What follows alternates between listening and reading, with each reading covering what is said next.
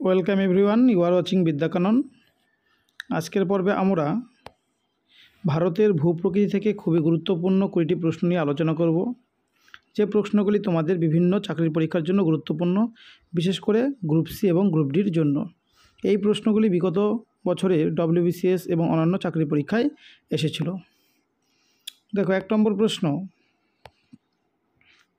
ভারতের প্রাচীনতম ক্ষয়জাত পর্বত হল জাসকর, নীলগিরি, আরাবল্লী, পশ্চিমঘাট। সঠিক উত্তরটি হবে অপশন নম্বর সি, আরাবল্লী। পরবর্তী প্রশ্ন, দলমা পাহাড় ভারতের কোন রাজ্যে অবস্থিত? বিহার, উড়িষ্যা, ঝাড়খণ্ড, পশ্চিমবঙ্গ। সঠিক উত্তরটি হলো অপশন নম্বর সি, ঝাড়খণ্ড। 3 নম্বর প্রশ্ন, মেঘালয় মালভূমির সর্বোচ্চ শৃঙ্গ হল শিলং, মিরিক, নকরেক, কোনোটি নয়। সঠিক উত্তরটি হলো অপশন নম্বর এ, শিলং। 4 নম্বর প্রশ্ন, দমন থেকে গোয়া পর্যন্ত বিস্তৃত কোন উপকূলীয় সমভূমি? দমন থেকে গোয়া পর্যন্ত বিস্তৃত কোন উপকূলীয় সমভূমি? কেরালা, কোঙ্কণ, উৎকল, গুজরাট। সঠিক উত্তরটি হলো অপশন নম্বর বি, কোঙ্কণ। 5 নম্বর প্রশ্ন, মানস সরোবর অবস্থিত কৈলাস পর্বতশ্রেণীতে, কারাকোরাম পর্বতশ্রেণীতে, মহাভারত পর্বতশ্রেণীতে, পীর পাঞ্জাল পর্বতশ্রেণীতে। সঠিক উত্তরটি হলো অপশন নম্বর এ, কৈলাস পর্বতশ্রেণীতে। 6 নম্বর প্রশ্ন, শিলং শহরটি অবস্থিত নাগা পর্বতে, মিরিক পর্বতে, গারো পর্বতে, খাসি পর্বতে। সঠিক উত্তরটি হলো অপশন নম্বর ডি, খাসি পর্বতে। 7 নম্বর প্রশ্ন, লাক্ষা দ্বীপপুঞ্জ হলো প্রবাল দ্বীপপুঞ্জ, আগ্নেয় দ্বীপপুঞ্জ, টেকটিক দ্বীপপুঞ্জ, পলিগঠিত দ্বীপপুঞ্জ। সঠিক উত্তরটি হলো অপশন নম্বর এ, প্রবাল দ্বীপপুঞ্জ। 8 নম্বর প্রশ্ন, জজিলা পাস ভারতের কোন রাজ্যে অবস্থিত? সিকিম, জম্মু ও কাশ্মীর, হিমাচল প্রদেশ, অরুণাচল প্রদেশ। সঠিক উত্তরটি হলো অপশন নম্বর বি, জম্মু ও কাশ্মীর। এর পরের প্রশ্ন দেখো, 9 নম্বর, সহ্যাদ্রি পাহাড়ের সর্বোচ্চ শৃঙ্গ হলো আনাইমুদি, পুষ্পগিরি, আরোকাডা, মহাবালেশ্বর। সঠিক উত্তরটি হবে অপশন নম্বর এ, আনাইমুদি। যারা এই চ্যানেলটিতে নতুন তাদেরকে বলবো তোমরা অবশ্যই চ্যানেলটিকে সাবস্ক্রাইব করে রাখবে এবং ভালো লাগলে শেয়ার এবং কমেন্ট করবে।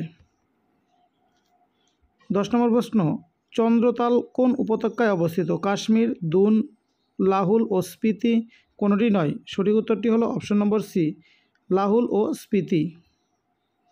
11 নম্বর প্রশ্ন, নিম্নের কোন হিমবাহ নুব্রা উপত্যকায় অবস্থিত?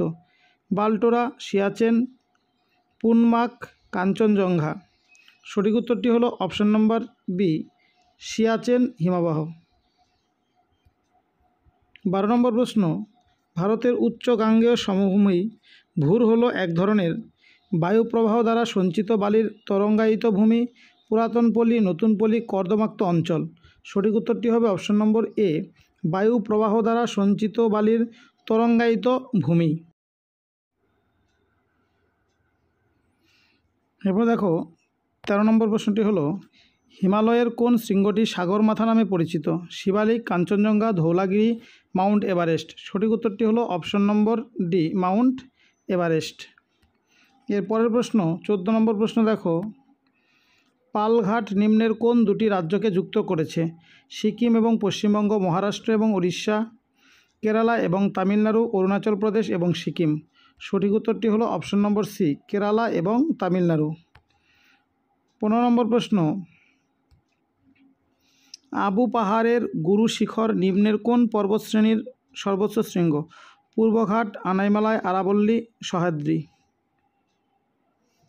সঠিক উত্তরটি হলো অপশন নম্বর সি, আরাবল্লী।